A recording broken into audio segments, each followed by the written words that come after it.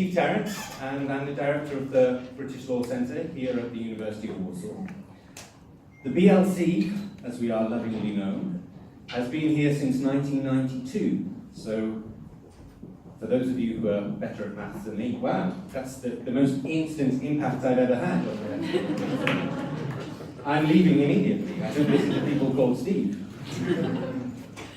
This is our 25th anniversary this year. And as part of those anniversary celebrations, then we're organising a series of guest lectures from very prominent legal experts, including the lectures tonight and tomorrow.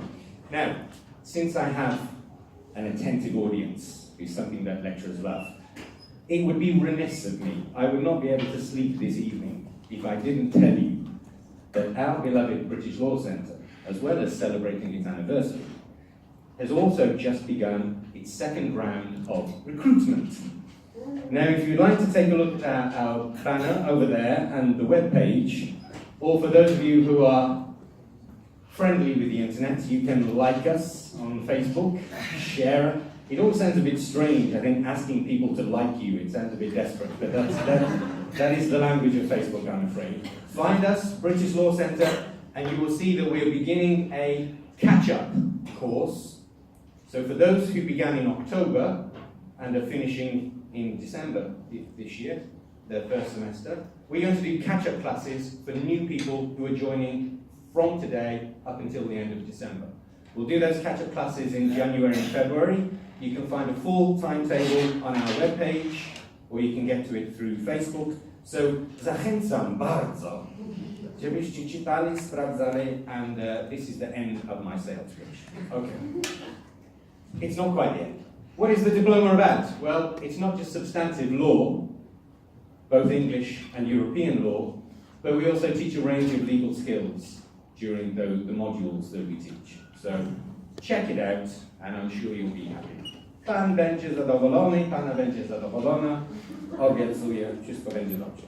Okay, now, with that over, I'd like to begin with some thank yous, and the first thank you is a very brief one, because I'd like to say thank you to the Dean of Okręgowa Rada Adwokacka w Warszawie, Dean Mikołaj Kielczak, and I'd like to invite Mikołaj to come and say a few words, if you wouldn't mind.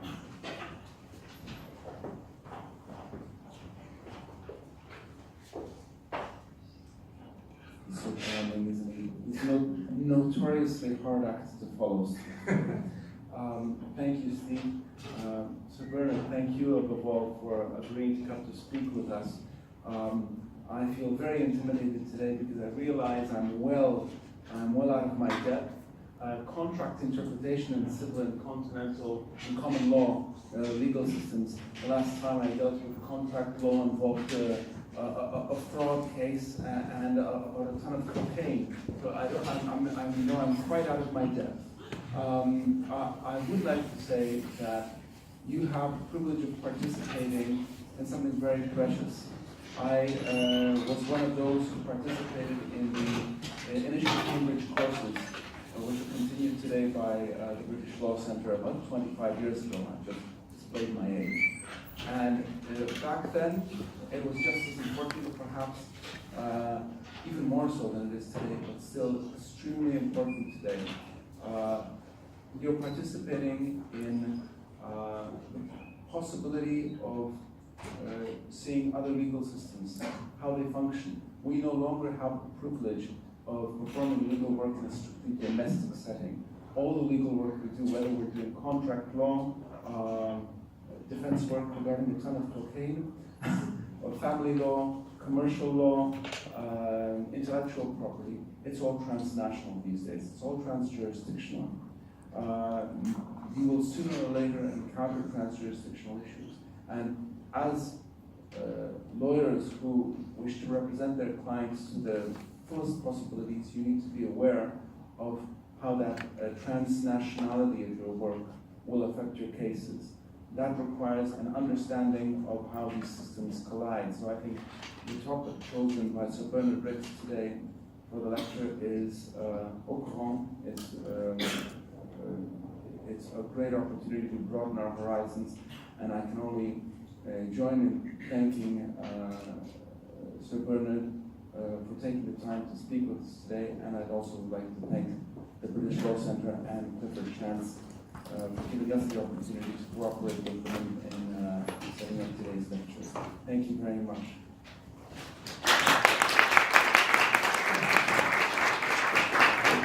Before I hear you all say, oh, bonjour, I'd just like to reiterate two extra special thanks that I think we really need to pay attention to. First is a huge thanks to Clifford Chance, who have been an incredible supporter of the British Law Centre since its very first days and continue to be, supporting our day-to-day bread and butter work of teaching the diploma, but also in terms of supporting our moot court competition that we run, and in terms of helping us to run special events such as today's and tomorrow. So we're delighted to have some of Clifford Chance's representatives here, and sincerely, thank you very much. Finally, of course, the greatest thanks go to Sir Bernard Ricks, who it's now my pleasure to introduce. Sir Bernard has so many accomplishments, posts, functions on his CV, and I'm sure probably 2 or 3 times as many that never made it onto the CV, that it would be a lecture in itself to merely run you through the entire CV. So this will be very brief, and I mentioned but a small sample. Sir Bernard had an extremely successful career as a commercial barrister. He was made a Queen's Counsel in 1981, and for those of you who have not done the British Law Centre, Queen's Counsel essentially means super barrister. From 1981. He then became a judge, a High Court judge, and sat predominantly in the commercial court. He then became the head of the commercial court and was instrumental in implementing extremely significant reforms to civil procedure in the largest commercial court in the UK. He then became a judge of the Court of Appeal in England and Wales. And although he's now retired from that post, he continues to sit as a judge of the Court of Appeal in the Cayman Islands. Now, if people haven't been envious of your career so far, then surely that one has gone. And also in Singapore, he sits as an extremely successful arbitrator and mediator, including at the Hong Kong International Arbitration Centre. And on top of all of that, he's also a professor of international commercial law at Queen Mary, University of London. There is probably nothing that Sir Bernard hasn't done if it comes to commercial law, so I will not take up a single more second of the time that could otherwise be used by Sir Bernard, other than to say we're delighted that you've joined us. Thank you sincerely, and welcome to Warsaw.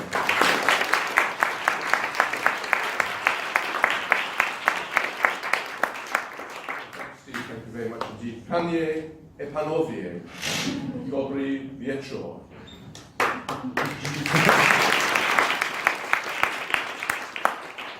That's as good as it gets.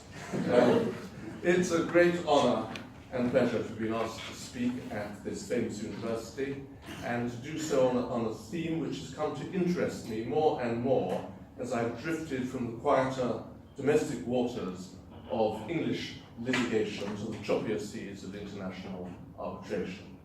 The theme is the differences and similarities of the common and civil law approaches to contract interpretation. So today I would like to examine those traditions, first in principle, and then by reference to 2 cases which I think allow for interesting insights into the different approaches to the 2 traditions. One of those cases is a maritime case which arose out of an arrest in a French port, an agreement for the release of the vessel, the provision of security, and the resolution of the dispute under French law in the English courts. And the other is a construction dispute which went to international arbitration and was subsequently the focus of enforcement proceedings in both the English and the French courts. So first let me consider the 2 traditions of the common and the civil law. I will begin with the common law and then go on to the civil law. I don't think that there are important differences between the various nations which practice the common law, but I will concentrate on the common law as it is found in England. We say England, we should say England and Wales, Scotland is a different jurisdiction. Now, the principles of the common law may have been formulated over time in slightly different ways, but I don't believe myself that these differences, although sometimes spoken of as being revolutionary, are in truth fundamental. What does change over time is the spirit of interpretation, the spirit. And that spirit sometimes waxes more literal and sometimes waxes more purposeful. Some generations have been caught up more with the meaning of words, and some generations are more willing to be guided by the purpose of the contract.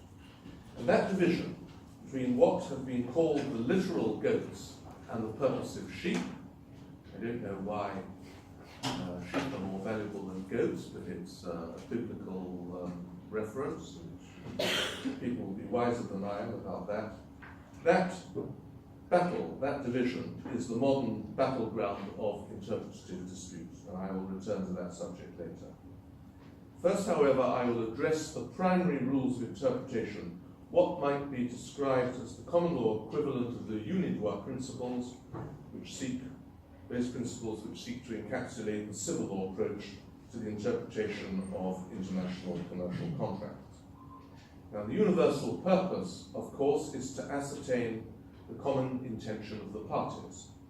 But that is to be done in England by an objective rule of interpretation, rather than by seeking what the parties were intending subjectively.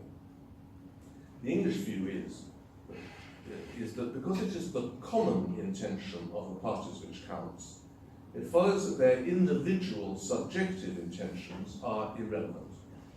What counts is what they have said or written to one another as expressive of their intentions.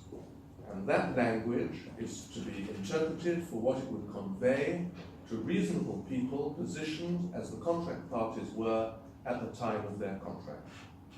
And thus the primary rule has been expressed in modern jurisprudence as follows, quote, interpretation is the ascertainment of the meaning which the document would convey to a reasonable person having all the background knowledge which would reasonably have been available to the parties in the situation in which they were at the time of the contract.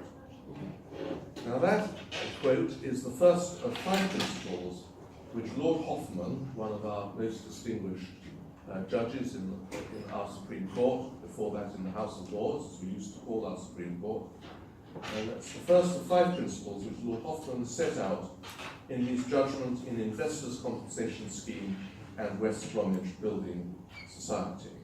I have provided a handout, which I hope has been made available to you, which has set out the 5 principles of Lord Hoffman from the Investors' Compensation Scheme case. And if you've got that handout to hand, you'll be able to read these principles for yourself as I track through them. Now, the principle which I've just cited was what Lord Hoffman considered to be the primary rule, and the rest might be said to be commentary. When Lord Hoffman formulated his 5 principles, it was thought by some that this marked a revolution in our interpretative principles, and that was in 1998. But now, only the other year, in Arnold and Britain, the Supreme Court has produced another so-called revolution, and in Lord Huberger's leading judgment in that case, there is not even mention of the Investors' Compensation Scheme case. That's how our jurisprudence works. And with that warning, I think it's nevertheless instructive to take it in stages. And this involves, in effect, the history of contract interpretation in England in our own times. So let's take a minute to deconstruct Lord Hoffman's primary rule. You'll note a number of things. First, the parties and their intentions have been disembodied. The parties are not central. The central person is the reasonable interpreter. That is typical of the common law, which, save where honesty is in question, always seeks to objectify the problem. Where, of course, honesty is in question, you have to look into the mind of the person and ask, have they been honest or dishonest? But honesty apart, when you're dealing with contract interpretation, the matter is entirely objectified. 2. The reasonable interpreter is no longer, if he ever was, but as he has sometimes been expressed to be in English jurisprudence, quote, the man on the Clapham omnibus. I think nowadays one would talk about the woman on the underground. Or in truth, because we are talking about really contract interpretation in the commercial context, as I say to my students in London, we are all commercial lawyers, aren't we? We're not consumer lawyers, we are commercial lawyers. And so I think we would neither talk about the man on the Clapham omnibus, nor the woman on the underground, but we would talk about the businessman in the taxi, or the businesswoman in the taxi. 3. The party's knowledge at the time of contract is often referred to as the matrix of the contract. Don't ask me what a matrix is. I think it's something which holds the central canes of a paperweight, or something like that. That's the matrix of the paperweight. Anyway, the matrix is that background knowledge and aspiration which is mutual to the parties. Because the primary rule of objective interpretation, the court is only interested in what is known or ought to be known mutually to the parties. Fourthly, the emphasis is on the time of contract. Therefore, the courts are not interested in how the parties may conduct themselves to one another after the contract has been made. Post-contractual conduct is sometimes said to be entirely irrelevant to contractual interpretation. Pre-contractual conduct or negotiations are also irrelevant, but under a separate rule, Lord Hoffman's rule number 3, to which I will come shortly. So both pre-contractual negotiations and post-contractual conduct are irrelevant to contractual interpretation. And fifthly, as so often in the common law, the rule is softened by the use of the word reasonable, or the adverb reasonably. You will see both words appear in Lord Hoffman's primary rule. It again reflects the objective standpoint of the common law, but it permits the courts a degree of manoeuvre in an area which is, of course, by definition, otherwise entirely within the autonomy of the parties. Lord Hoffman's third rule is one of the most distinct rules of English law and differs from the approach of the civil law. It is the exclusionary rule which prevents recourse to the parties' negotiations. Thus, to cite the rule, quote, the law excludes from the admissible background the previous negotiations of the parties and their declarations of subjective intent. They are admissible only in an action for rectification. The law makes this distinction for reasons of practical policy. An action for rectification. That's where some mistake has been made in the drawing up of the contract. The parties have agreed on X, but by mistake, non-X, or Y, or Z has been put into the contract. Simple example, the price of the contract is £10,000, but the secretary has added an extra naught, and it's written as £100,000. Right? If there's a dispute, perhaps there isn't a dispute because everyone agrees, yes, of course, we were talking about £10,000, you would have to, if there is a dispute, you would have to have an action for rectification. You would have to show that the agreement was for £10,000, that agreement existed right down to the time of signing the contract, and it's only by mistake that some other figure has been put in. That's rectification. Rectification, of course, is not interpretation. Now, this exclusionary rule, which excludes contract negotiations, was reconsidered by the Supreme Court of the United Kingdom recently in a case called Chartbrook and Persimmon Homes in 2009, but the rule was reaffirmed. In the course of his judgment in Chartbrook, Lord Hoffman again, contrasted the English rule with the rule in civil law jurisdictions. And he said this, quote, supporters of the admissibility of pre-contractual negotiations draw attention to the fact that continental legal systems seem to have little difficulty in taking them into account. But these instruments reflect the French philosophy of contractual interpretation, which is altogether different from that of English law. As Professor Catherine Walker explains in an illuminating article on comparing French and English contract law, Insights from Social Contract Theory, January 2009, French law regards the intention of the parties as a pure question of subjective fact, their volonté psychologique, uninfluenced by any rules of law. It follows that any evidence of what they said or did, whether to each other or to third parties, may be relevant to establishing what their intentions actually were. English law, on the other hand, mixes up the ascertainment of intention with the rules of law depersonalizing the contracting parties and asking not what their intentions actually were, but what a reasonable outside observer would have taken them to be. End quote. Lord Hoffman went on to explain the English approach of excluding reference to pre-contractual negotiations. In effect, Lord Hoffman says that because the civil law is interested in subjective intent, it makes sense to look for it in the negotiations for the contract. Look for it wherever you can find it. From the common law point of view, however, negotiations are not necessary as a source of the parties' intentions, because no one is trying to look into their minds, and then a number of pragmatic reasons combine to produce a rule, centuries old, in the common law, to exclude as generally unhelpful a rummage through all the detritus of negotiations.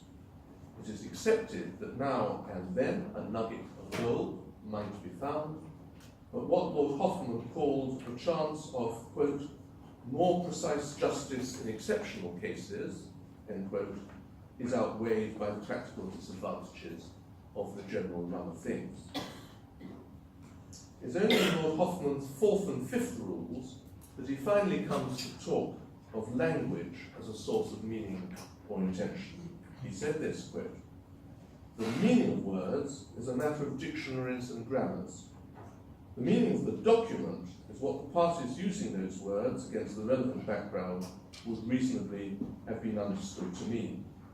And then this, quote, "The rule that words should be given their, quote, natural and ordinary meaning reflects the common sense proposition that we do not easily accept that people have made linguistic mistakes, particularly in formal documents. On the other hand, if one would nevertheless conclude from the background that something must have gone wrong with the language, the law does not require judges to attribute to the parties an intention which they plainly could not have had." End quote. It's to be observed that when Lord Hoffman comes to the parties' language, he refers to words and dictionaries. Of course, language is made up of words, but we all know that the meaning of words depends on their context, and that language merely interpreted through a dictionary with their lists of many different meanings would be a very unsatisfactory process, and may be witnessed where an unskilled interpreter translates from one language to another by simply relying on the dictionary. I therefore prefer to defer to the parties' language rather than just to their words. But it has to be said that on occasions, taking a single word by itself, dictionary meanings are looked at by the English courts. Anyway, that is what the Supreme Court has now done in their recent 2015 case of Arnold and Britain. And this decision has gone back to enthroning language as the principal tool of interpretative principles. Lord Hoffman was rather concerned to downplay language as the principal interpretive tool. But Arnold and Britain, showing the way in which common law jurisprudence is always a shifting pendulum, has gone back to language as being the essential first and primary tool of contract interpretation. The court was concerned to emphasize that purposive construction and the invocation of commercial common sense have to make way for the language in which the parties have expressed themselves. I give you a sample from Lord Newburger's judgment. Lord Newburger, the recently retired President of the UK Supreme Court. Quote, save perhaps in a very unusual case, that meaning is most obviously to be gleaned from the language of the provision. Unlike commercial common sense and the surrounding circumstances, the parties have control over the language they use in the contract. While commercial common sense is a very important factor to take into account when interpreting the contract, the court should be very slow to reject the natural meaning of the provision as correct, simply because it appears to be a very imprudent term for one of the parties to have agreed. Now, one could debate, perhaps without profit, where one enters this net of doctrine. I would respectfully suggest that what is important to remember is the following 8 points. First, the autonomy of parties over their own contract means that one should always start with their own language and with due respect for it, particularly in formal contracts written by lawyers, because we're all commercial lawyers here tonight. 2, although language is the tool of all of us, the parties contract against a private background of mutual knowledge and aspirations, which has to be taken into account. As long as it's mutual, it's common to them both. 3, the interpretative function of the courts is to find the parties' common intention from the objective viewpoint. 4, it follows that private knowledge and private intentions are of no relevance. 5, negotiations are excluded because they are regarded as generally being an unprofitable source for finding a common intention. Parties are negotiating with one another. One party says one thing, one party says the other thing. The language is always changing, the clauses are always changing. Finally, they only agree on the common language agreed, which goes into the executed contract. So wives can help you to go through all the drafts. 6, the intention to be found is that of the date of the contract. Therefore, what comes after the contract can only be of assistance to the extent that it can throw light on a common intention at the time of contract. I think you will find expressions of distaste for looking at post-contractual conduct for any reason whatsoever, expressed at the highest level of authority. For myself, I would say that it's all right to do so, provided it throws light on the common intention at the time of the contract. And that is something that the law does on a number of occasions. It is prepared to look, as it were, at current or future history to throw light on a past time. 7th, where interpretive problems arise, the logic of the contract and its purposes can be highly instructive and may well be determinative. 8, in any event, it is the contract as a whole and not just individual words in it which have got to be interpreted. And in this respect, as has been said on many occasions, context is everything. Now, I said that the great division and battleground in the common law was between the literalist goats and the purposive sheep. Assuming that you are all judges this evening, who is a literalist goat? Hands up. 1, 2, Steve. Dave. 3, 4. And who are purposive sheep? All the rest of you. Well, why allow yourself to be categorized? Don't be goats and don't be sheep. How can you interpret a contract without paying the highest regard to language? And how can you interpret a contract without paying the highest regard to purpose and context? How can you do it with one rather than the other? And how can you say that one is primary and the other is not?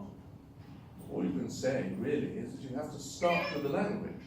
I don't mean by that to say that it's primary, because it may not be. But you have to start with it. You can't start with what? A purpose, a context, which you don't know anything about until you've read the contract. And how can you read the contract except in language? If it's written.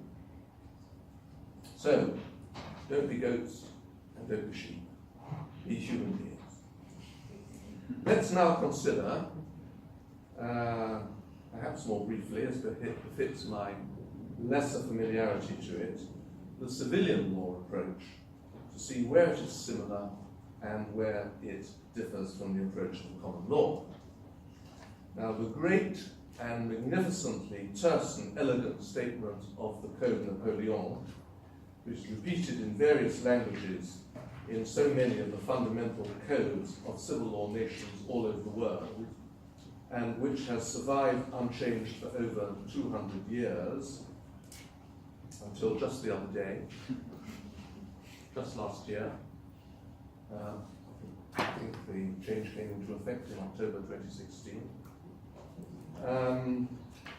It's contained in Article 1156. In the English translation of Code Napoleon, which I have in my library at home, Article 1156 is rendered thus, quote, "In agreements, it is necessary to search into the mutual intention of the contracting parties rather than to stop at the literal sense of the terms." And in the original French, it reads, if you'll pardon my inadequate French pronunciation, but I've already shown you how bad I am at pronouncing foreign languages. On doit, dans les conventions, rechercher quelle a été la commune intention des parties contractantes plutôt que de s'arrêter au sens littéral des termes. My English translation at home is from what claims to be a first edition into English of the Code Napoleon, published in 1824. So it took 20 years for the Code Napoleon, if that claim to be the first edition of the English translation.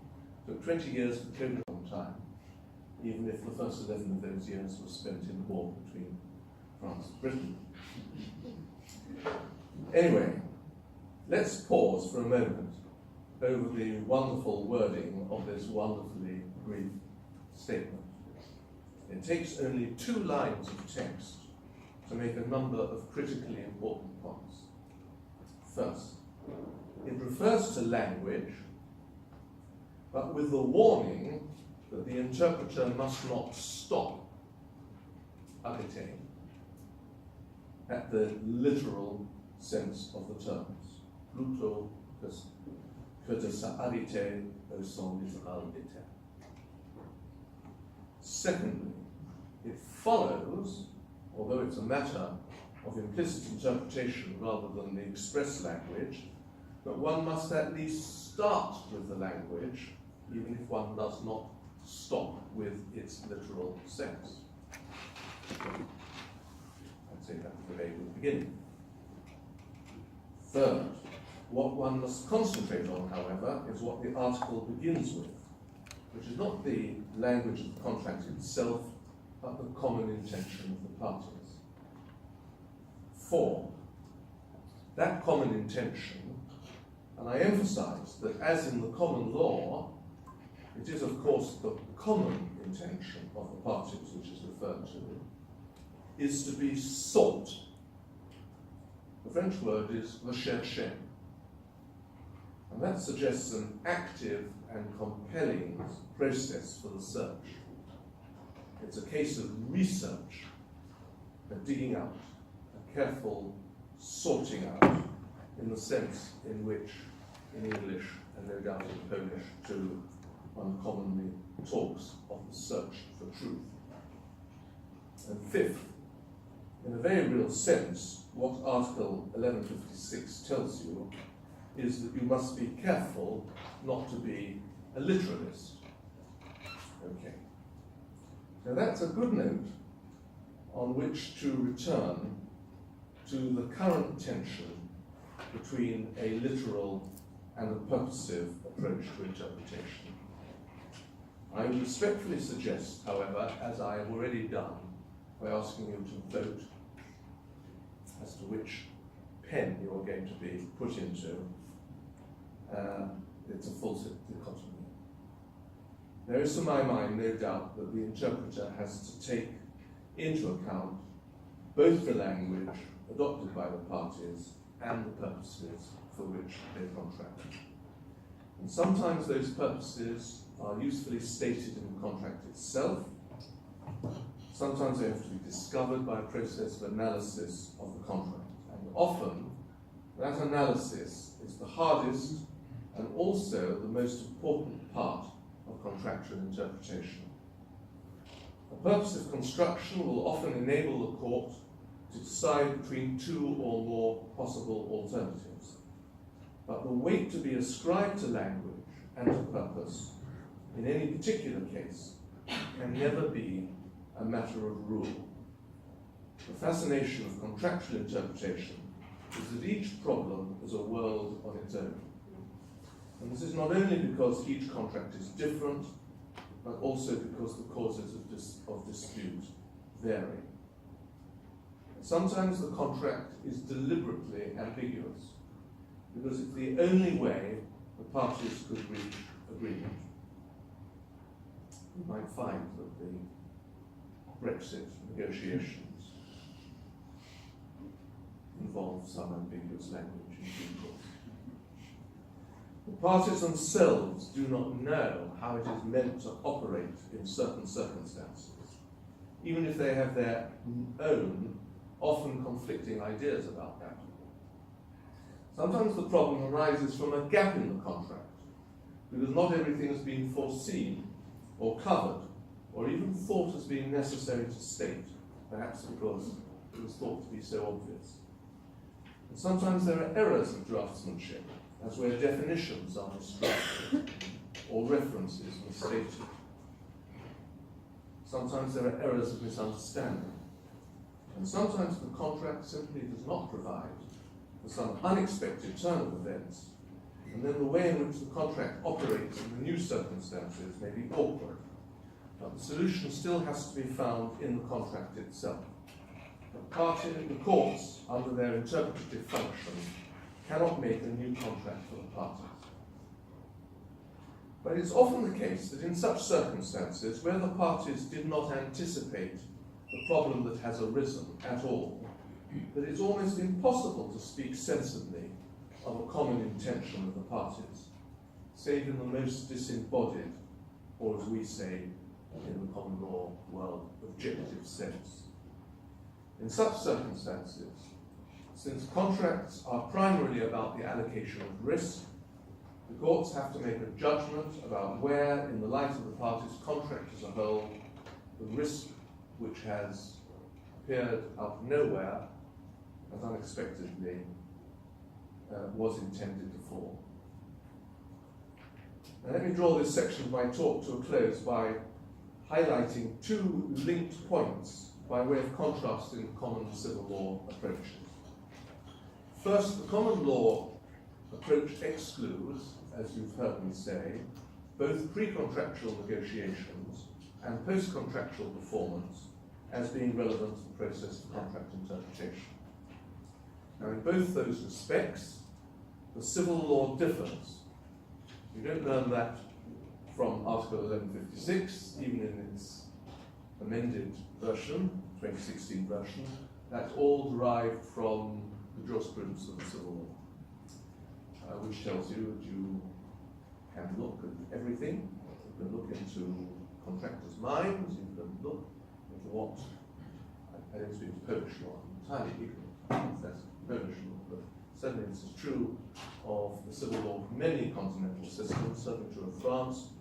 You can ask yourself, the court can ask yourself, what has a contracted party told to a third party, not to his contract partner, but to a third party? What have he told the third party about his contract? Because that helps you to look into the contracting party's minds. But you can't do that in the common law. But the civil law differs, because the civil law excludes absolutely nothing in its search for the intention of the parties, and as we know, and as I've just exemplified, is even willing to take into account subjective intentions of the individual parties, or what they have told to third parties in its attempt to discover the common intention of the parties.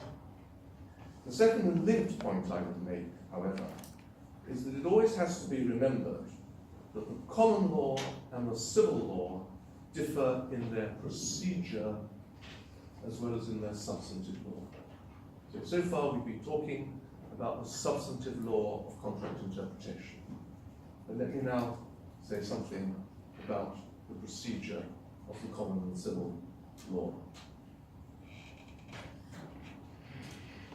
When it comes to procedure, the common law favours discovery or disclosure of documents on a substantial scale, and it also favours live cross-examination of witnesses. The civil law, as I understand it, favours neither in the contractual context.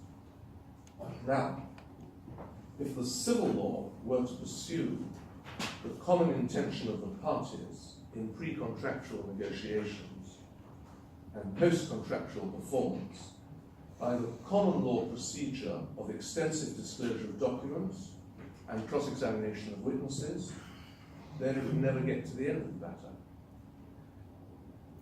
Every single document which the parties have brought into existence for the purpose of, or in the context of, or in performance of their contract would be potentially relevant for the purpose of finding out their intentions. Every document before the contract and every document after the contract in the performance of it might give you a clue to contract interpretation. And if it's possibly relevant, then the English common law of procedure would say you have to give disclosure of those documents. And so every issue of contract interpretation would set up volumes and volumes of disclosure. Similarly, if the common law were to adopt the civil law approach to the interpretation of contracts and still retain its procedural liberality, it too would never get to the end of the matter.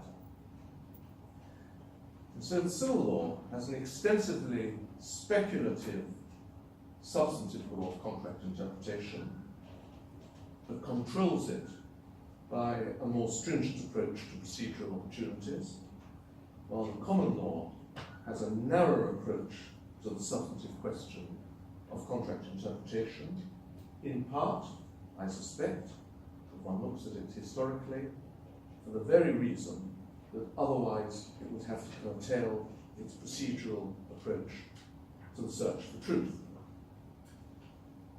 Now, having dealt with these general principles, let me now turn to two cases I mentioned at the outset, because they're both cases in which a common law court had to approach a problem under the civil law. First is a case called the Spirit of Independence. I decided it in 1999 when I was sitting as a commercial judge in the commercial court. It concerned a vessel arrested in France by a shipyard for the cost of repairs done for the account of demised charterers. Demised charterers are charterers who have taken a complete lease of the vessel. So most ships are chartered simply as a contract for services. The owner of the ship retains possession of the ship. The captain of the ship is the owner's servant. The crew of the ship are the owner's servants, and the owner simply puts his ship at the disposal of the charterers and says, within contractual limits, I will take my ship where you want it to go, and I will load cargoes that you want it to load, and deliver them where you want them to be delivered. But a demise charter is a complete lease of the ship, possession, and complete control of the ship passed to the charterers, and the owner is just like a property owner who has leased out his property for someone to live in for the next 7 years, let's say.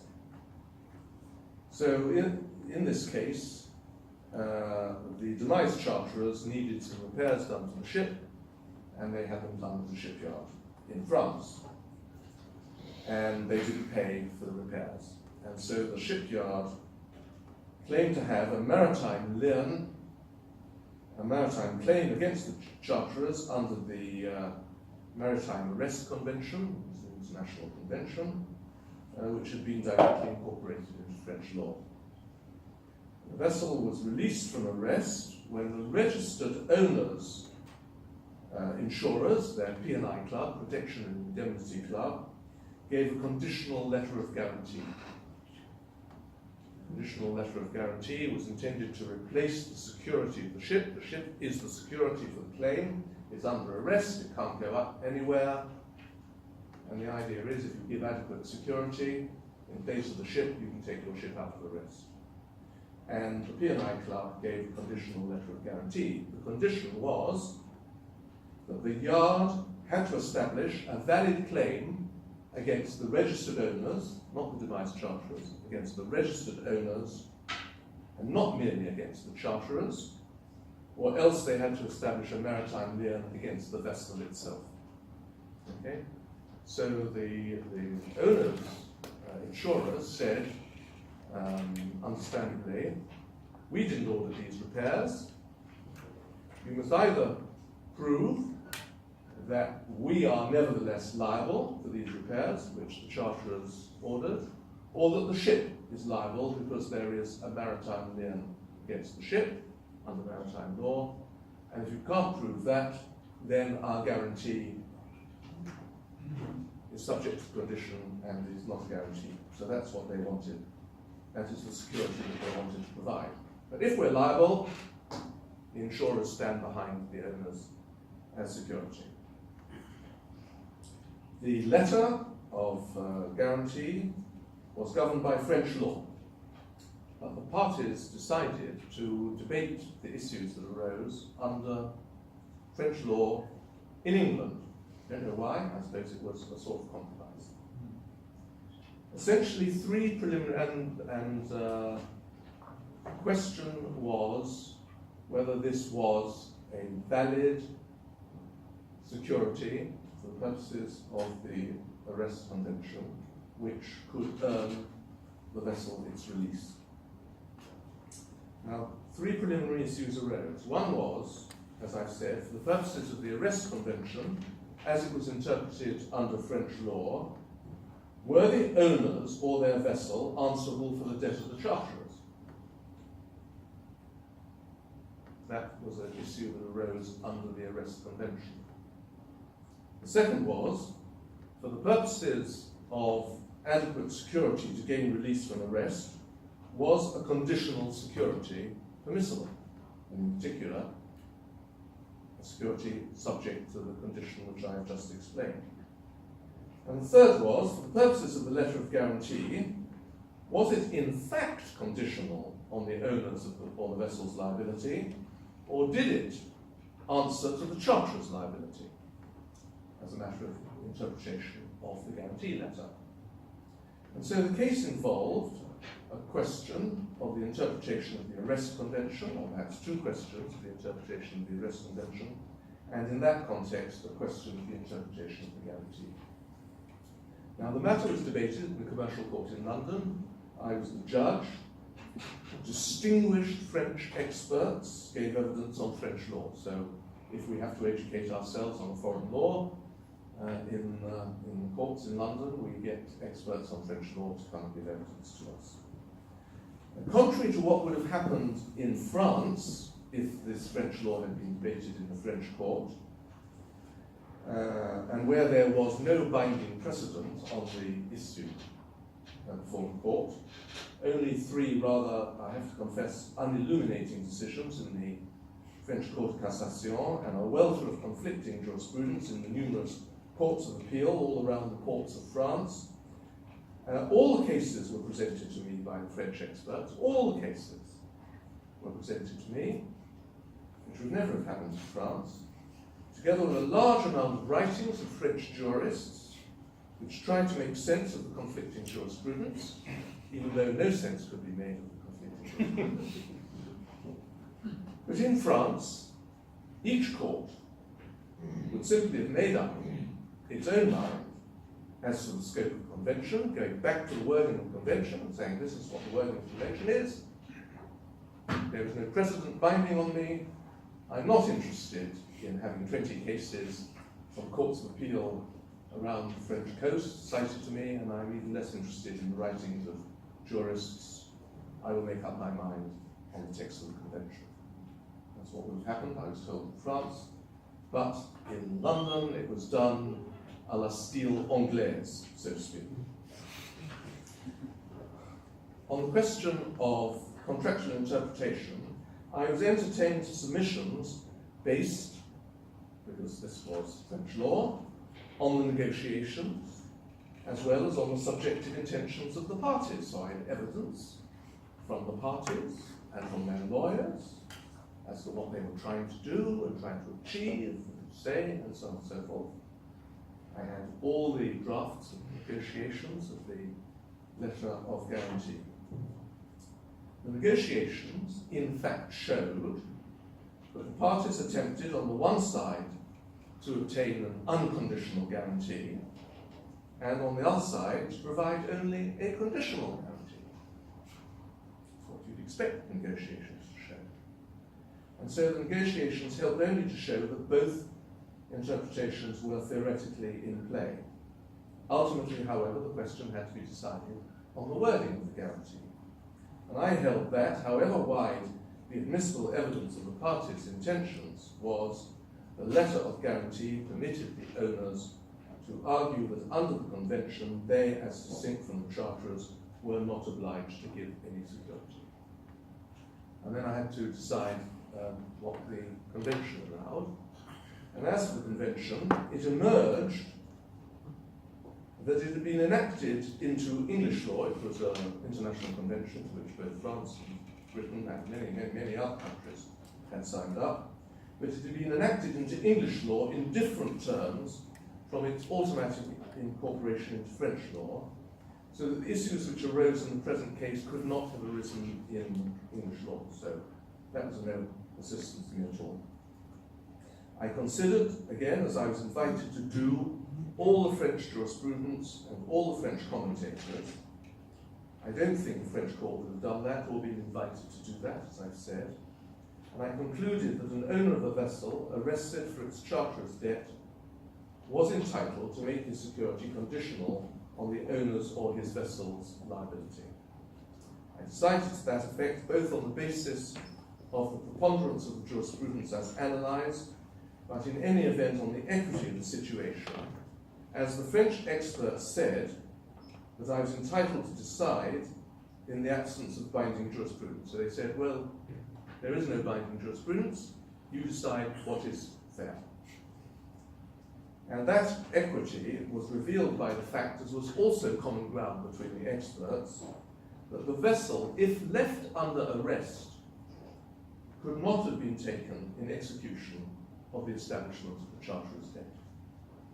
So if there had been no alternative security provided, and the vessel had just been left rotting away until the case had been decided by the courts, and then decided on appeal, and then decided for the fourth time in the Court of Cassation, the ship could not have been taken in execution for the debt of the charter, of the devised charter.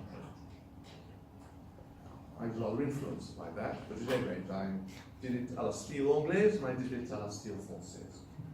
The other case I would mention is the famous case well, famous in England at any rate, because it made the Supreme Court look a bit silly. May not be famous in Poland. Case of Dalla and the government of Pakistan. Now, Dalla was a Saudi company which had entered into a memorandum of understanding, an MOU, with the government of Pakistan to acquire land in Mecca and there construct housing for pilgrims performing Hajj. And pursuant to that MOU, Dalla proceeded to enter into a construction agreement, not with the government of Pakistan, but with a trust created by the government of Pakistan. And that was the contract in question. So the MOU preceded the construction contract. The contract in question was not the MOU, it was the construction contract. The government had been a party to the MOU, the government was not a party to the MOU, the government trust was a party to the MOU. Now, and there had been, I should tell you, talk of a government guarantee of the trust, but the government had refused to guarantee the trust.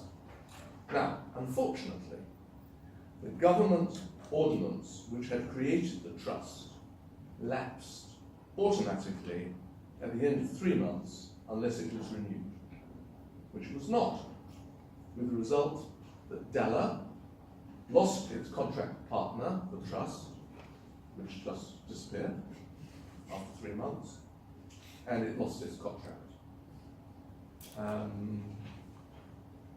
Obviously, they weren't well enough advised by the excellent lawyers that you will all become in due course.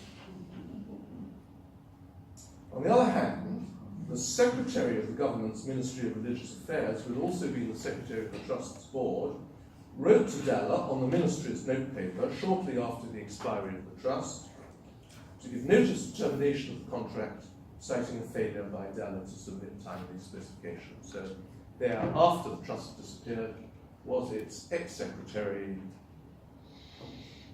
Minister of Religious Affairs, seeking to exercise a right of termination under the contract.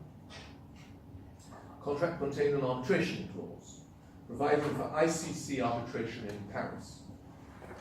Dalla claimed against the ministry, against the government, in arbitration, and the government asserted that it was not a party to the contract or to the arbitration agreement, and so the distinguished tribunal, which included a retired lord from England, Lord Mustill, rendered an initial award on its jurisdiction. It found that the government was a party to the contract.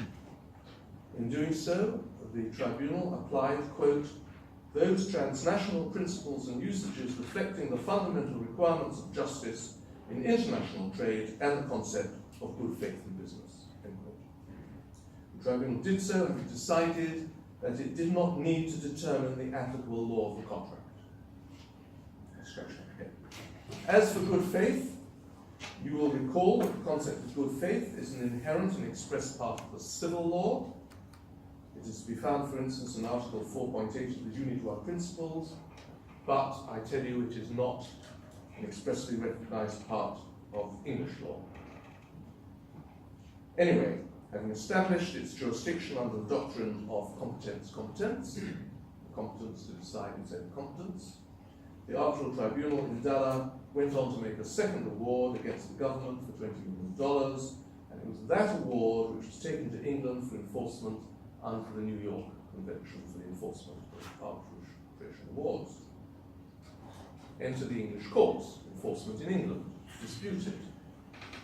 The enforcement claim came before the Commercial Court, the Court of Appeal, and the Supreme Court. Each court held that the arbitrators had been wrong to find that the government was a party to the contract and the arbitration agreement, and they therefore refused to enforce the second award. And in doing so, what law were they applying? They were applying French law, about which they were informed in exactly the same way as I had been informed in my case, my experts on French law. They applied French law. Why did they apply French law? Because that was mandated by the New York Convention on the ground that that was the law of the country in which the award had been made. It was an ICC award made in Paris. The arbitrators then decided what the proper law of the contract was. They applied transnational principles, but it was made in Paris, it was a French award, and therefore when it comes to enforcement under the New York Convention, what is the law you apply? You apply the law in place when the contract was made, French law.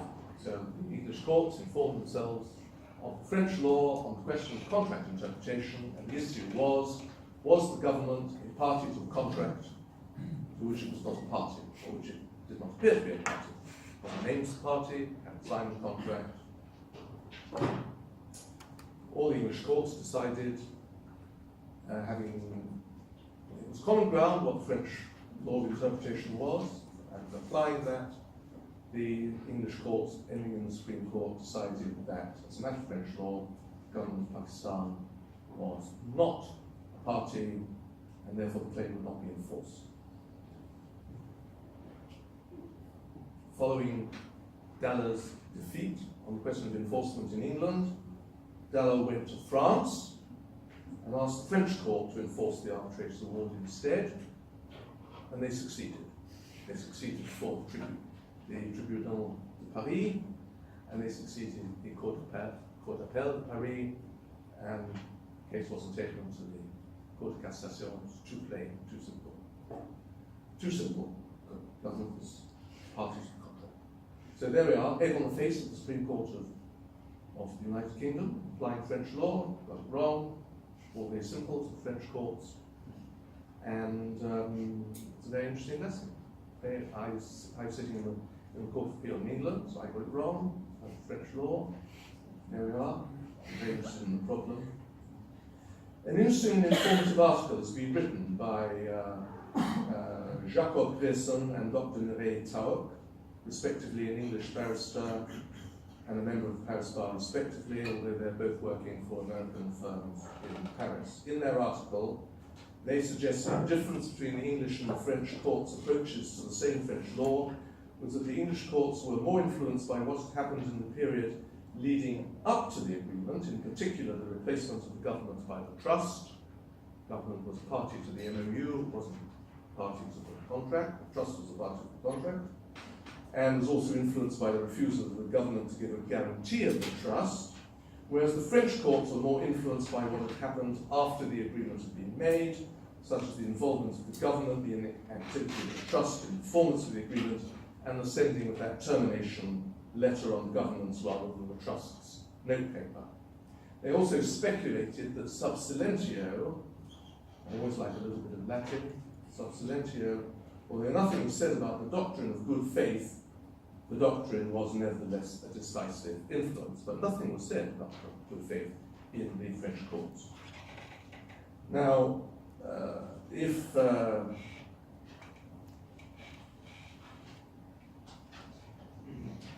that's so, then this case shows that English and French courts, applying the same law, nevertheless do so in different ways, each influenced by their own traditions. Not surprising, perhaps, but slightly disappointing to find that English lawyers can't get into the minds, English judges can't get into the minds of French judges. Perhaps that isn't surprising, but still, recherche. The authors of the article suggest that whereas the English common law approach pays more attention to the bargain struck by the parties, the French approach, let us call it the civil law approach, will adopt a more holistic approach to search out the just result. But perhaps the common law tradition will give you more of the bargain, and the civil law will give you more of justice. But the businessman, the shipping owner and charterer, and the sellers and buyers of goods, and the banks which finance them, and the insurers who insure them, might well say more of the bargain is more of justice. Bargain is the party's own allocation of risk. Or to put the matter another way, there may be a more objective and a more subjective view of justice. And there is also another possibility. French courts didn't speak about good faith.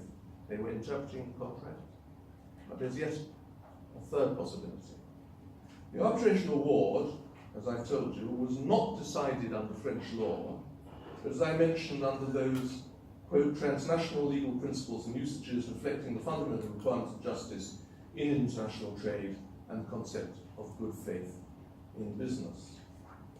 French law prides itself on upholding arbitration awards, as does English law, at any rate in the absence of serious lack of due process.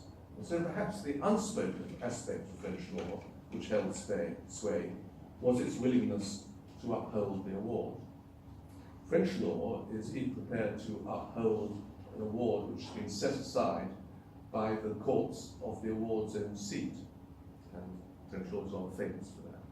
Anyway, this is an inexhaustible subject, but time marches on, and I would like to encourage you to ask some questions. If you would like to do so, I will try and answer them. So I will leave it there.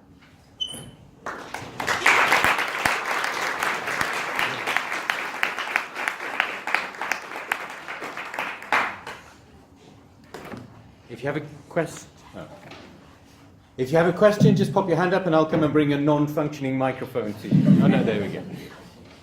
Okay, who wants to go first?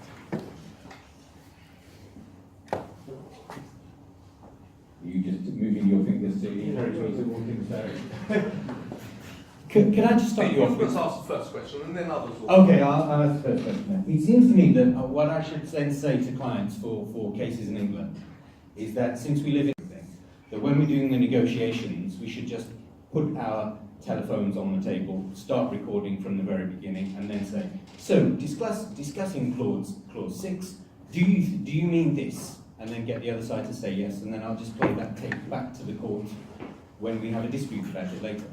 Is that right? That sounds like a good idea if you're in the civil law, but of course the whole trouble is that parties will answer the question with a whole lot of verbiage, which will make the question of interpretation even harder. So at the end of the day, you have a clause to interpret, and that will be hard enough. Now, if you have to start interpreting what people are saying to one another, on paper, I mean, we think we understand one another as we speak to one another. I don't know how we do it, because when you look to see the transliteration of what we say to one another on any complicated subject, it's almost impossible to understand what we are saying to one another, and yet we understand one another. So I think that although, in a sense, if people answered the questions briefly, honestly, and articulately, you might get a clue if there was agreement on both sides. The practical answer would be you would just have a more difficult question of interpretation than you've got with one clause. Thanks.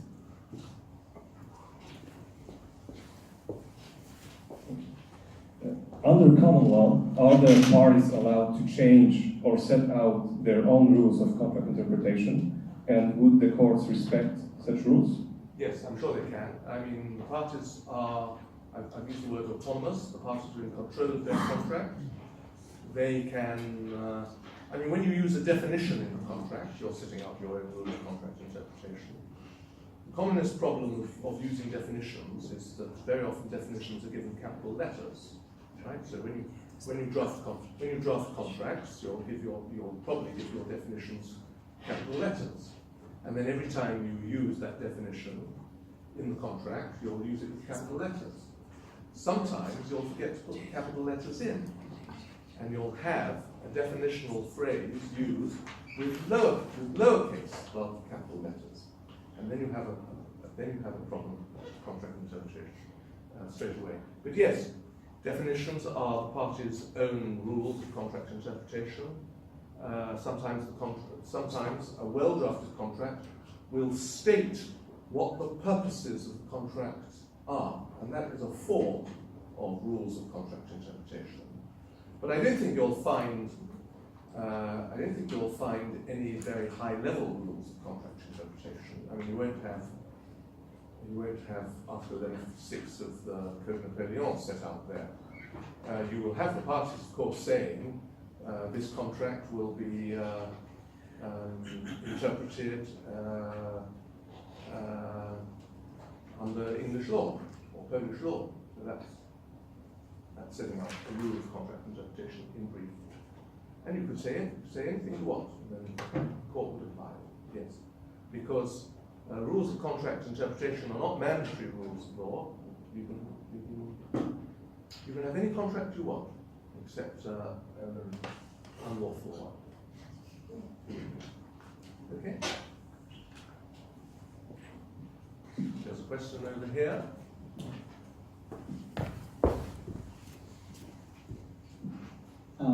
I have a question about the spirit of independence Yes. case. Why would an English court be concerned about French case law at all? Well, I think that as a matter of principle, well, the only reason we were looking at French law at all is because the letter of agreement was a French law contract, right? So you have to look at French law. So we were looking at French law because the contract told us to look at French law. Would French law look at French jurisprudence? It wouldn't. And if that's what you're asking, right, I made that clear, it wouldn't. So why were we looking at it? Because we were conducting this in London, and the lawyers on both sides thought that the English judge would need a little bit of help in the way that the French judge wouldn't, and one side starts putting in expert evidence of one kind, so the other side starts putting in expert evidence of the other kind, and before you turn around, you've got what the Americans call a federal case. Okay? But your question is well directed.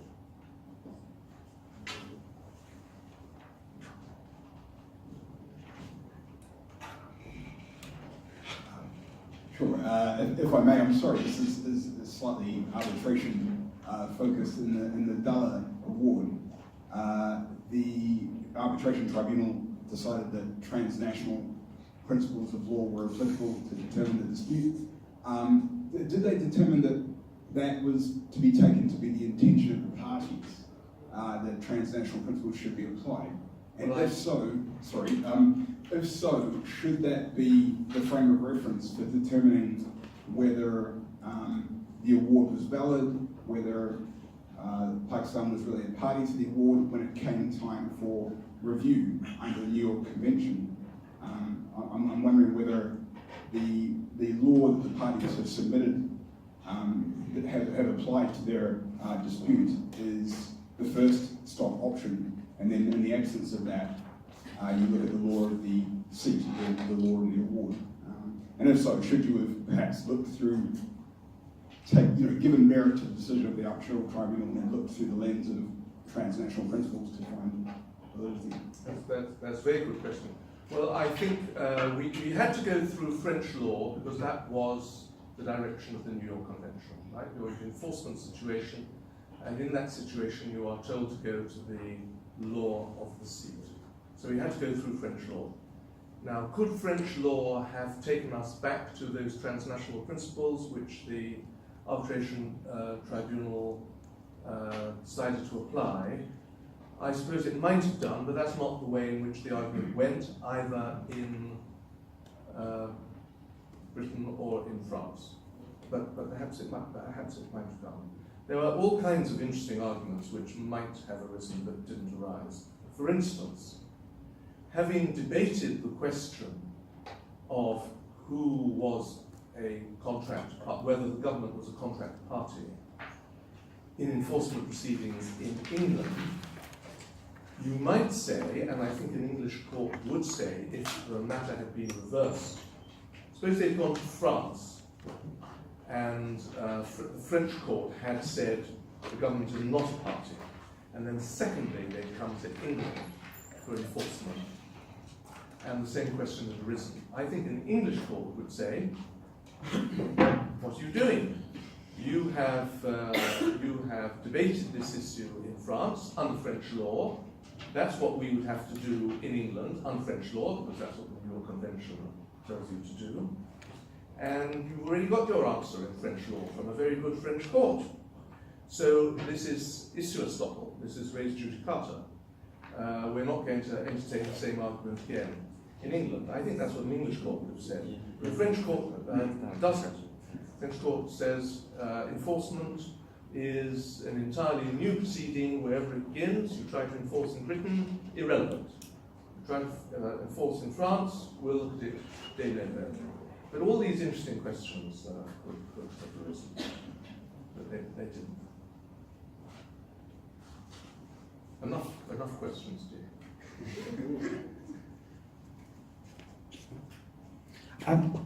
For many years, I've lived in Poland, and it's been very easy to not just But living in for 20 Poland. years, I know. but there have been certain questions such as, can you have acceptance by silence? No. Can you have penalty clauses in English law? No. Is there good faith in English law? No.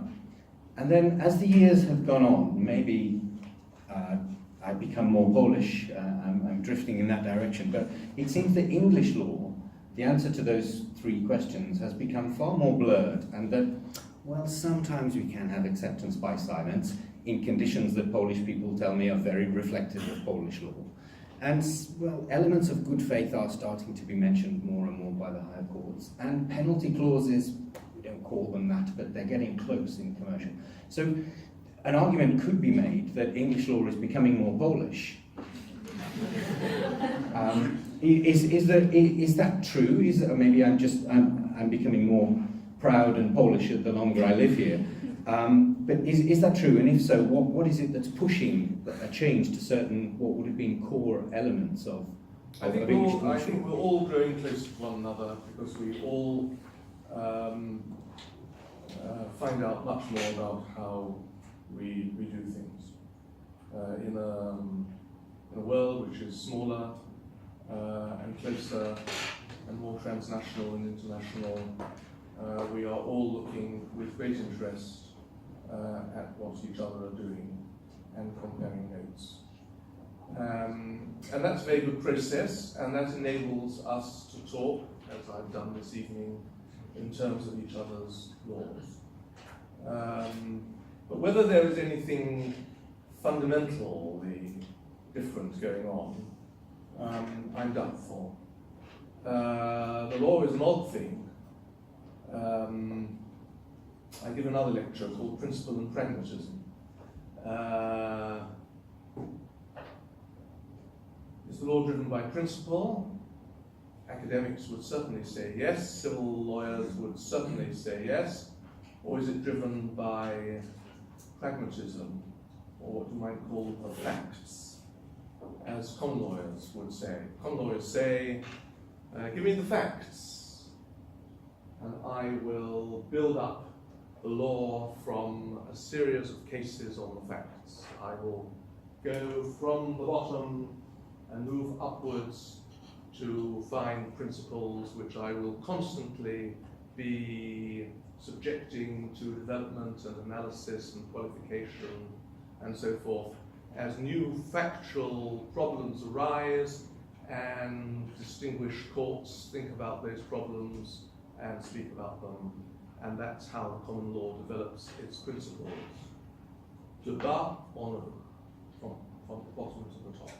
Civil law says, no, put all the finest heads together in a room, professors of academe, great judges, and let's have a code. And we'll have principles of law of the highest level, and everything will descend from the principles. We won't have precedent. Some civil countries do have precedent. On the whole, we won't have precedent, and everything will go back to the principle, and everything is from the top and descends. And here are two great systems of law which operate in diametrically opposed ways, and they all meet in the middle, because it turns out that by and large, both civil and common law traditions come to the same conclusions on the same factual basis. I bet. Not always. Difficult cases which lie in the middle may be influenced by the fact that you're moving in one direction or in the other direction. I'm certain that that is so. But I suspect that for the most part we meet in the middle and we decide the same factual problems in the same way. We may express our principles in slightly different ways. So we in Britain say we don't have a law of good faith. We have lots of other laws which are designed to deal with problems of bad faith, but they are different principles. They are smaller principles, not one great high principle of good faith, as we should do. It sounds like a very good principle. I lecture on good faith as well.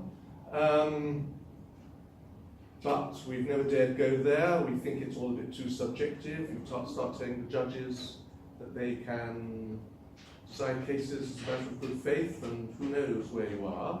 We've always been a bit suspicious of that. So we like our mini principles. Civil law starts with a great high-level principle of good faith, and then they have to decide whether it works in this situation or that situation or the other situation. And I'm told by my civil law friends that whereas the civil law starts with a great principle of good faith, they say, but not here, but not here, but not here, but not here, but not here, but here, here, and here, and here, and they have to explain why it's here, and why it's here, and why it's not there. And it's all a bit like the common law. So, as we move together, we like the sound of good faith, and we talk about it. Some judges like to talk about it a bit more. Some judges say, very dangerous, but we talk about it. And there we are. We move together. It's a very nice thing, and we learn from one another.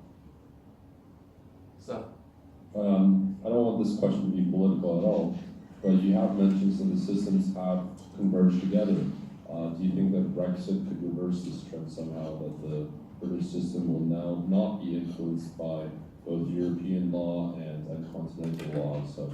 That's a very, very interesting question. So in the European Union, you have two systems of law.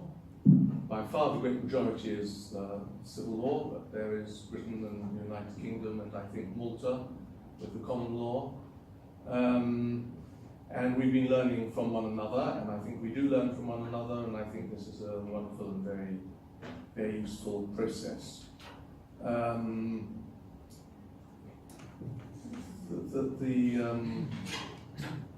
The basic civil law of European Community law, which of course started off with 6 nations, all civil law nations, doesn't always fit very well with common law. I've had myself to wrestle with judgments of the European Court of Justice, which are, of course, part of English law, and try to apply them to English legal situations, and it can be very, very difficult.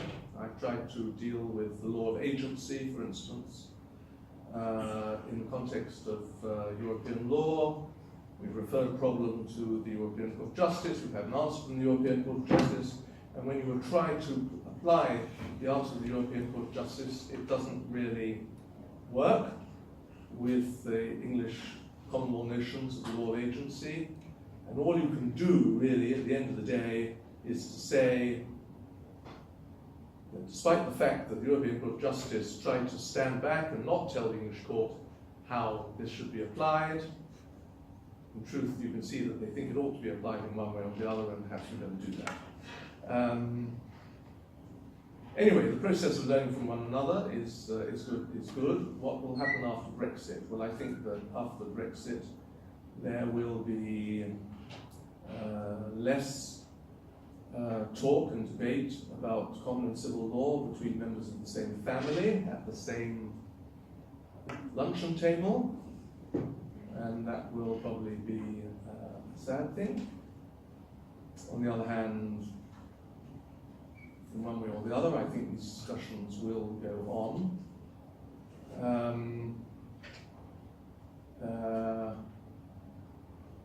I am not, and I voted to remain, but I'm not altogether sad that the common law of Britain will, after Brexit,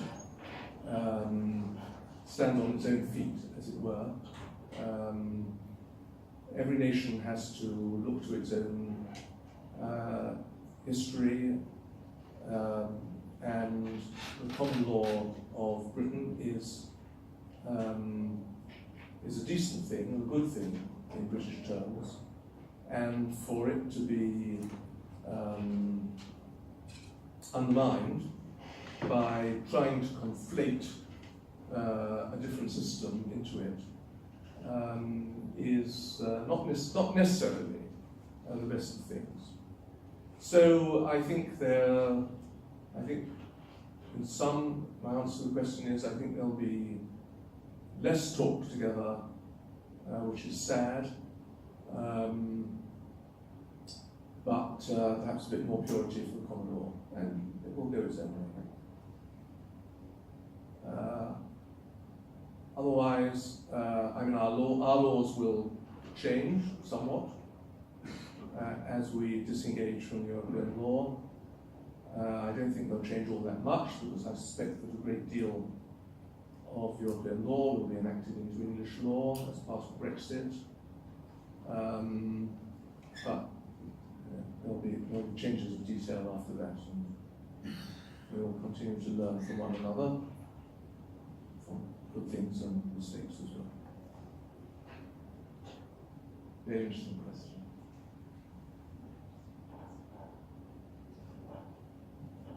Okay, just with mindful of the time, I think perhaps I should wrap this up.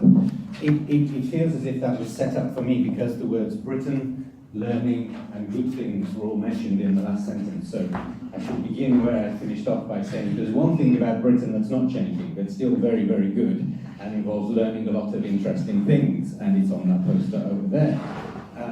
But to say the thing that I'm really about to say at the end is I think that I haven't seen a better advertisement for the common law or for the English legal system in terms of the fluency, the lucidity, and the comprehensibility of everything that Sir Bernard has said this evening. I feel like I've learned a lot, and I hope that you feel the same way too, and that you'll say thank you in the traditional way.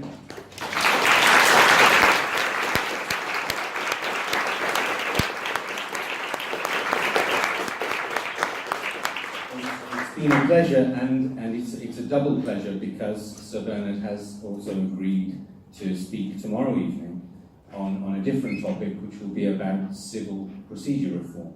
I mentioned earlier that he was instrumental in terms of introducing fairly radical reforms into the English legal system, and as far as I'm aware, there is some discussion in Poland about changes to civil procedure. So I hope that we'll see you tomorrow and that we can discuss and compare what the UK has done, what England and Wales has done, with some things that might be happening in the future in Poland. So have a good evening, thanks for coming, and I hope to see you again tomorrow.